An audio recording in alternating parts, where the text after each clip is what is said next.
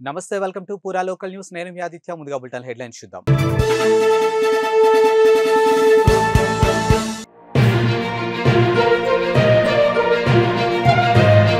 ఈ నెల 27న gas current పథకాలు ప్రారంభం. ఇక మేడారం జాతరలో సీఎం కీలక ప్రకటన.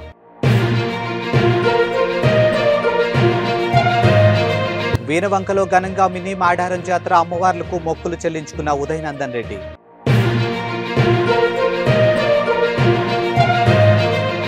లిక్కర్ కేసులో కీలక మలుపు. నిందితురాలిగా కవిత. ఈ నెల 26న విచారణకు రావాలని సిబిఐ నోటీసులు.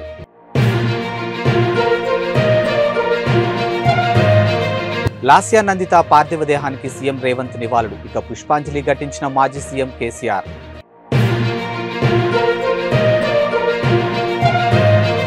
సమ్మక్క సారళక్క కంటేనే పోరాటం స్ఫూర్తి అని సీఎం రేవంత్ రెడ్డి అన్నారు. ఇక అమరులై దేవతలుగా వెలిసారని చెప్పారు. ఇక 4 కోట్ల తెలంగాణ ప్రజలు సుఖ సంతోషాలతో ఉండాలని ఆ దేవతలు కోరుకున్నామని తెలిపారు. ఇక ముఖ్యమైన ఏ కార్యక్రమం తీసుకున్నా ఇక్కడి నుంచే మొదలు పెట్టామని చెప్పారు. ఇక హంత్ సే హంత్ జోడో యాత్ర ఇక్కడి నుంచే ప్రారంభించామని అన్నారు.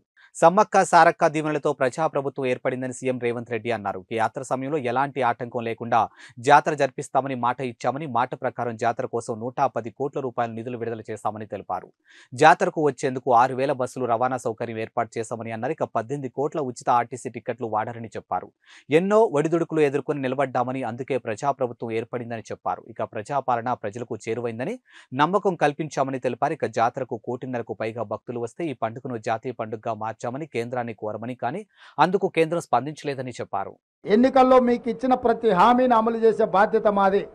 రైతులకు 2 లక్షల రూపాయల రుణమాఫీ మీద కూడా బ్యాంకుల అందరితో చర్చలు చేస్తున్నాం. తొందరలోనే మీకు మంచి శుభవార్తను చెప్పబోతున్నాము. ఏ హామీని కూడా మేము వదలదలుచుకోలేదు. తప్పకుండా ఆ హామీలను అమలు చేసే బాధ్యత మాది. ఈరోజు సాగునీటి ప్రాజెక్టుల్లో జరిగిన అక్రమాలు, దోపిడీ, నిర్లక్ష్యము కళ్ళగట్టినట్టుగా మొన్ననే మీరు చూసారు. మేడిగడ్డ కావచ్చు, అన్నారం కావచ్చు, సుందిల కావచ్చు, మొత్తం కాళేశ్వరం ప్రాజెక్టే మేడిపండులాగా తయారైందని మీ కళ్ళ ముందలో చూపించినాం. కృష్ణానది జలాల దోపిడీ కళ్ళు మూసుకొని కేసీఆర్ ఫామ్ హౌస్లో ఉండడం వల్ల ఆంధ్రప్రదేశ్కు సంబంధించిన ముఖ్యమంత్రి గారు, ఆ రాష్ట్రము అధికారికంగానే అన్ని తరలించకపోతుంటే ఆనాడు నిర్లక్ష్యం వహించారు.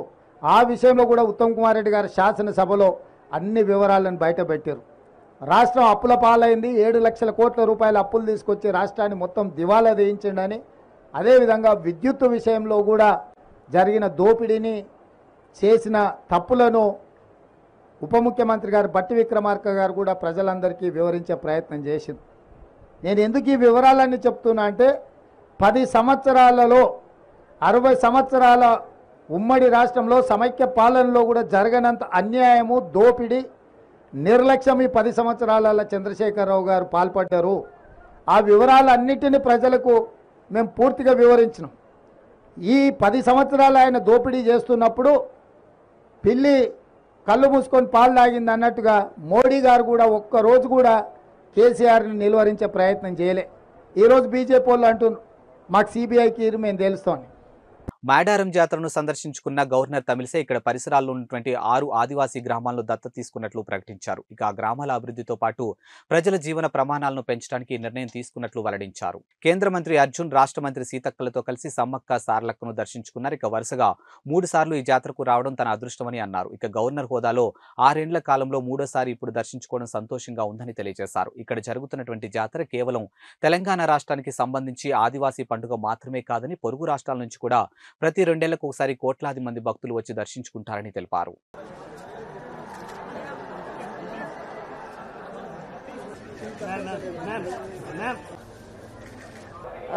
థర్డ్ టైం ఇక్కడ నేను వచ్చింది, గవర్నర్గా ఇక్కడ థర్డ్ టైం వచ్చింది. అండ్ నేను ప్రార్థిస్తున్నాను, సమ్మక్క సారలక్క ప్రార్థిస్తున్నాను. తెలంగాణ ప్రజలందరూ, గిరిజనుల ప్రజలందరూ, భారత ప్రజలందరూ సంతోషంగా, ఆనందంగా, ఆరోగ్యంగా ఉండాలని నేను ప్రార్థిస్తున్నాను. ఇక్కడ రావడం, మీ అందరూ కలవడం నాకు చాలా సంతోషంగా ఉన్నది. ధన్యవాదాలు. I wish all our tribal sisters and brothers a very happy Medaram Jatra. This Jatra is a great event. Lakhs and lakhs of our brothers and sisters attend this program, and the blessings of the sisters Sammakka and Saralakka is really very great for all of us. Third time I am attending, very fortunate, and I think I am the only governor consecutively 3 years I am attending, and I am really fortunate for that, and I love the people of Telangana and love the people of our all our Adivasi tribal sisters and brothers, and we are all very happy, and I have adopted 6 villages in the tribal area in Telangana, and we are focusing on that. ये एक सबसे बड़ा उत्सव है जनजातीय आदिवासी समुदाय का, और मुझे दूसरी बार यहाँ आने का मौका मिला। मैं देश भर के आदिवासियों को यहाँ से माँ समक्खा सरला के धरती से उनको प्रणाम करते हुए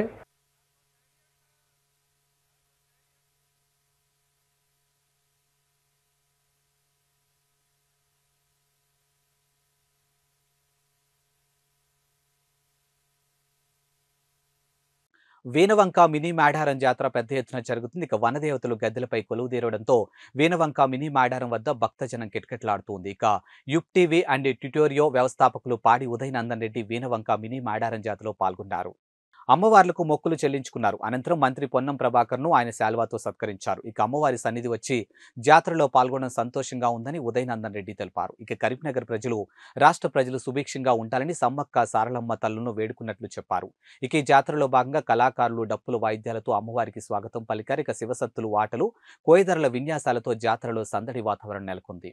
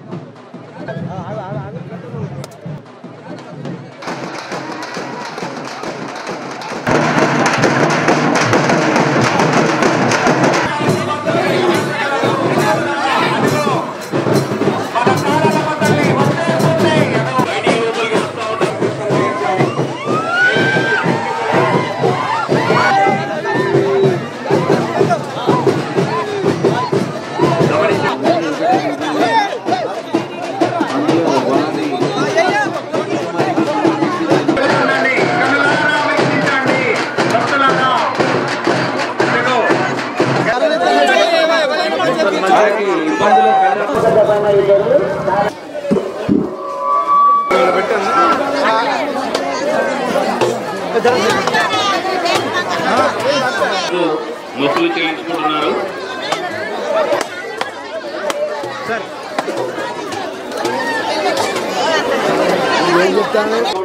ఎదురుగా ఉంది, దయచేసి భక్తులు గమనించగలరు. ప్రత్యేకమైన స్టాండ్ ఉందండి మనకి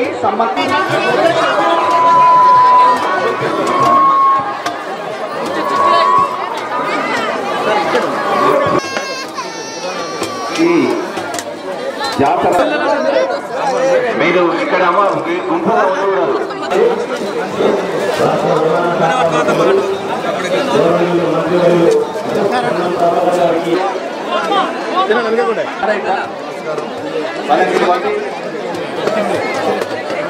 శ్రీ పొన్నం ప్రభాకర్ గారు, హుజురాబాద్ నియోజకవర్గ ఇన్ఛార్జ్ ఉదయ్ నందన్ రెడ్డి గారు శాల్వతో సత్కరించడం జరుగుతుంది. లోక్సభ ఎన్నికలు దగ్గర పడుతున్న తరుణంలో బీఆర్ఎస్ పార్టీకి బిగ్ షాక్ తగిలింది. ఇక ఢిల్లీ లిక్కర్ స్కామ్ కేసులో కీలక మలుపు తీసుకుంది. ఎమ్మెల్సీ కవితను నిందితురాలిగా పరిగణిస్తూ కేసులో సీబీఐ ఆమె పేరును చేర్చింది. ఇక తాజాగా ఎమ్మెల్సీ కవితకు శుక్రవారం 41A కింద నోటీసులు జారీ చేసింది. ఈ నెల 26న ఢిల్లీలోని సీబీఐ ఆఫీసుకు విచారణకు రావాలని నోటీసులు స్పష్టంగా వెల్లడించారు. కాగా ఈ కేసులో ఇప్పటికే కవితను ఈడీ పలుమార్లు ప్రశ్నించిన విషయం తెలిసిందే. ఇక ఈడీ తనను విచారించడంపై కవిత సుప్రీంకోర్టును ఆశ్రయించారు. ఇక ప్రస్తుతం ఈ కేసు సుప్రీంకోర్టులో విచారణ జరుగుతుంది. ఇక విచారణ పూర్తయ్యే వరకు కవితపై ఎలాంటి చర్యలు తీసుకోవద్దని ఈడీని సుప్రీంకోర్టు ఆదేశించింది. అయితే పార్లమెంటు ఎన్నికల వేళ ఢిల్లీ లిక్కర్ స్కామ్ కేసులో కవితకు మరోసారి నోటీసులు రావడం పొలిటికల్ సర్కిల్లో హాట్ టాపిక్ గాను మారింది. అయితే సీబీఐ విచారణకు కవిత హాజరు అవుతారా లేదా అన్నది ఉత్కంఠంగాను మారింది. గౌరవ ముఖ్యమంత్రి వర్యులు రేవంత్ రెడ్డి గారు, మీరు చెప్పినటువంటి నీతి వాక్యాలను మీరు పాటిస్తే బాగుంటుంది. ఉద్యోగాల విషయంలో మీరు అడ్డంగా అబద్దాలు ఆడారు. ఉద్యోగాల విషయంలో కేసీఆర్ గారిని బద్నాం చేసే ప్రయత్నం చేసిండ్రు. ఇప్పుడు మీరు వేసినటువంటి టీఎస్పీఎస్సీ నిజంగా మీకు చిత్తశుద్ధి ఉంటే, నిజంగా మీకు అవినీతి మరక అంటొద్దని మీరు అనుకుంటే తక్షణమే మహేందర్ రెడ్డి గారిని తీసేసి ఎంక్వైరీ వేయండి. అవినీతి జరిగింది వాస్తవమా కాదా ప్రజలకు తెలియజేయండి. రెండవది, కేసీఆర్ గారు వేసినటువంటి ఉద్యోగాలు మేమిచ్చినట్టుగా చెప్పుకుంటా ఉన్నారు. దాన్ని మేము తీవ్రంగా ఖండిస్తా ఉన్నాం. మీరు ఇప్పటివరకు ఇచ్చిన 60 ఉద్యోగాలే, ఇంకా కొత్తగా ఏం ఉద్యోగాలు ఇస్తారో, డిసెంబర్ వరకు ఏం ఉద్యోగాలు ఇస్తారో తెలియజేయవలసిందిగా కోరుతా ఉన్నాం. మూడవది, విద్యుత్ సంస్థలో నియామకం చేసినటువంటి ఆంధ్రోళ్లను తక్షణమే తీసి తెలంగాణ డైరెక్టర్స్ వేయాలని మూడో డిమాండ్ చేస్తా ఉన్నాం. నాలుగవది, సుప్రీంకోర్టు ఆఫ్ ఇండియాలో మీ పర్సనల్ కేసులు, మీ అవినీతి కేసులు, మీ దొంగ కేసులు వాదించి ఆనాడు తెలంగాణ ప్రభుత్వం మీద దొంగ కేసులు వేసిన టీంని తీసేసి నిజంగా టాలెంట్ ఉన్నటువంటి వాళ్లను, నిజంగా తెలంగాణ ప్రభుత్వ ప్రయోజనాలు కాపాడే వాళ్లను పెట్టాలని డిమాండ్ చేస్తూ మరి మీ యొక్క చిత్తశుద్ధి నిరూపించుకోవాలి. మీరు ఇన్ని రోజులు చేసినటువంటి ఆరోపణలను దాన్నన్నింటినీ కూడా తప్పని నిరూపించే విధంగా ఉన్నటువంటి మీ వ్యవహారాన్ని సరిదిద్దుకోవాలని సూచన చేస్తా ఉన్నాం. Thank you. జై తెలంగాణ. వారా రోడ్డు ప్రమాదంలో మృతి చెందినటువంటి BRS Secunderabad cantonment MLA Lasya Nanditha భౌతిక గాయం వద్ద సీఎం రేవంత్ రెడ్డి నివాళులు అర్పించారు. ఇక లాస్యానందిత కుటుంబ సభ్యులను ఓదార్చారు. ఇక సీఎంతో పాటుగా మంత్రులు పొంగిలేటి, దుద్దిళ్ల శ్రీధర్బాబు, పొన్నం ప్రభాకర్ లాస్యానందిత భౌతిక గాయానికి నివాళులు అర్పించారు.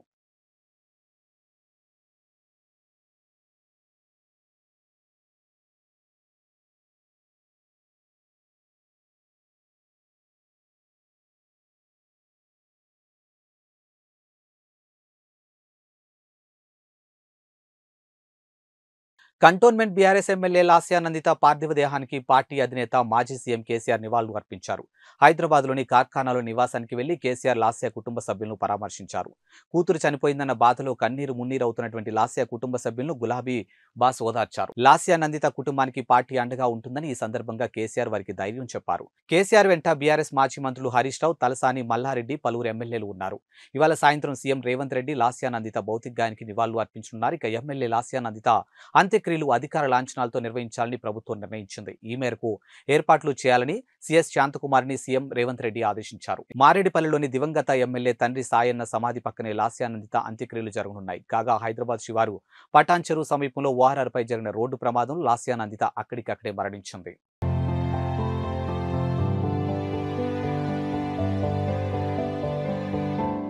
మోదీతోనే దేశ భవిష్యత్తు భద్రంగా ఉంటుందని బీజేపీ రాష్ట్ర అధ్యక్షులు కిషన్ రెడ్డి అన్నారు. ఇక దేశంలోని కాంగ్రెస్ అధికారంలో వచ్చేది లేదని, చచ్చేది లేదని అన్నారు. ఇక రాహుల్ గాంధీ నాయకత్వాన్ని కాంగ్రెస్ నాయకులే వద్దనుకుంటున్నారని అన్నారు.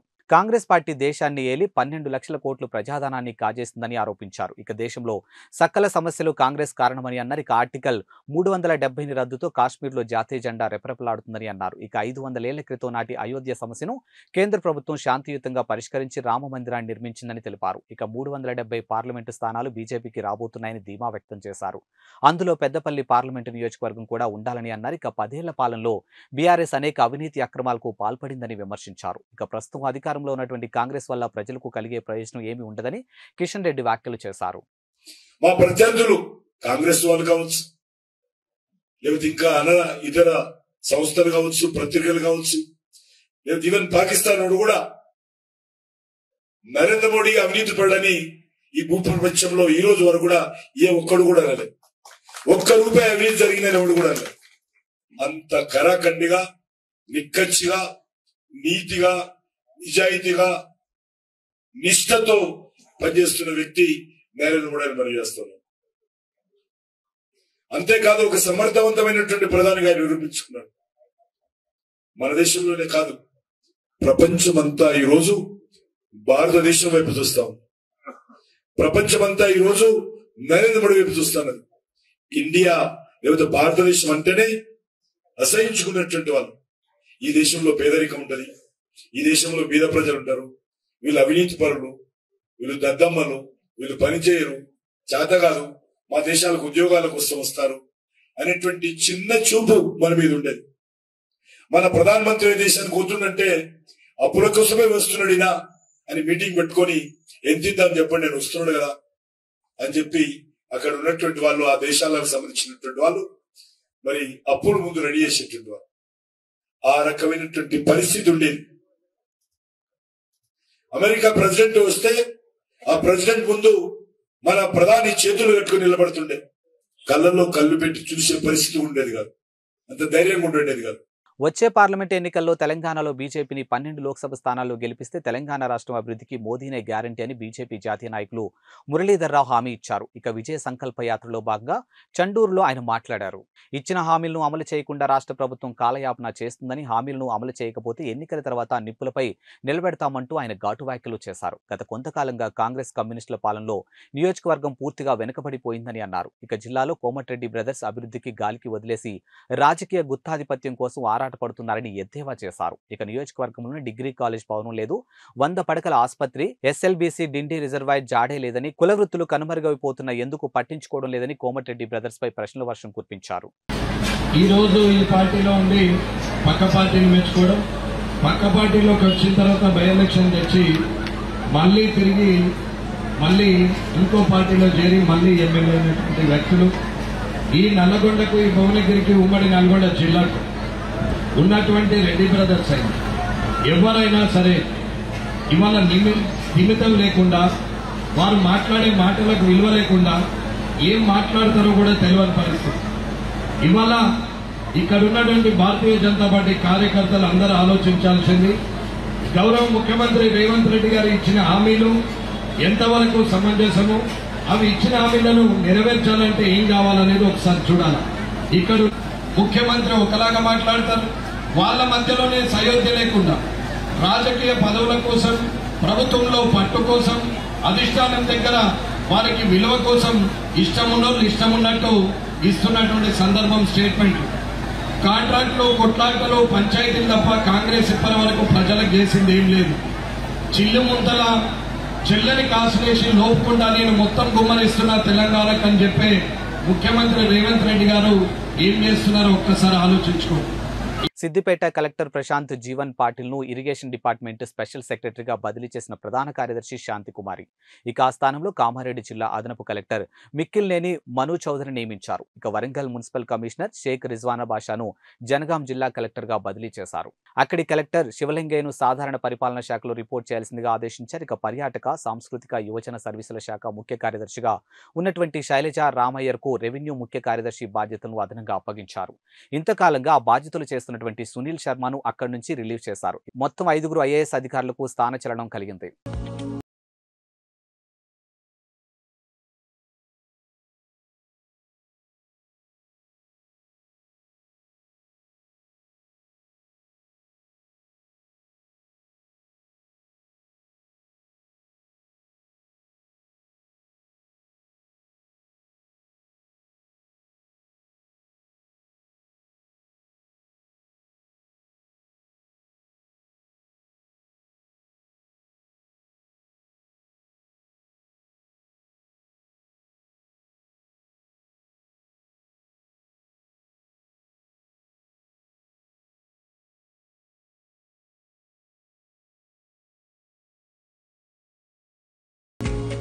ఇవి ఇవాల్టి బులెటిన్ అప్డేట్స్. మరో బులెటిన్తో మళ్ళీ కలుద్దాం. అంతవరకు సెలవు, నమస్కారం. థ్యాంక్స్ ఫర్ వాచింగ్ పూరా local news, your choice for local voice.